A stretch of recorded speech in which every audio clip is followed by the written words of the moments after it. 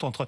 On n'est pas un choix entre une liberté et des mesures restrictives. On est en choix entre deux types de restrictions. Vous comprenez ce que je veux dire? Oui. On est vraiment encore en guerre. Donc il va falloir choisir deux niveaux de restrictions.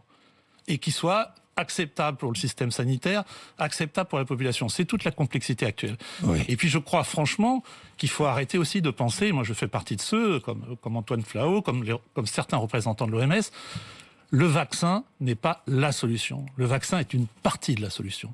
C'est une partie de la solution. Attendez, parce que ça, c'est important ce que vous dites. Oui, mais c'est important. Ce n'est pas la solution, parce qu'on a l'impression... Non, parce que là, ça veut dire que c'est vaccin contre liberté totale. On n'y arrivera pas. On le sait pourquoi. Il y a ces mécaniques. On n'y arrivera pas parce que le niveau de vaccination qui est nécessaire pour l'immunité collective, c'est probablement 90% des adultes.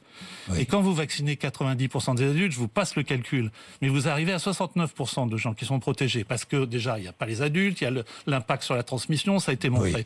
Donc de toute façon, il faudra aussi vacciner les enfants, et ça mettra du temps parce qu'il faut déjà avoir les données. Donc, l'idée pour prendre une image simple, c'est la sécurité routière. La gestion de la pandémie, ça sera quelque chose dans lequel il faudra ne pas remplacer l'airbag par la limitation de vitesse, ne pas remplacer la limitation de vitesse. Ça sera de la prévention combinée. Le vaccin sera l'outil central. Mais pourquoi j'ai ce masque? J'ai ce masque pour faire passer un message. Je suis vacciné Pfizer, parce que j'avais des facteurs de risque, oui. Et je mets ce masque parce qu'il y a une incertitude encore sur l'efficacité des vaccins par rapport aux variants, vous le savez, sur le fait qu'on diminue complètement la transmission. Donc il ne faudra pas lâcher les mesures barrières. Vous voyez, il faudra maintenir un niveau... Vous faisiez allusion à Antoine Flahault tout à l'heure, l'épidémiologiste, qui dit aussi les rassemblements à l'extérieur, aucun cluster.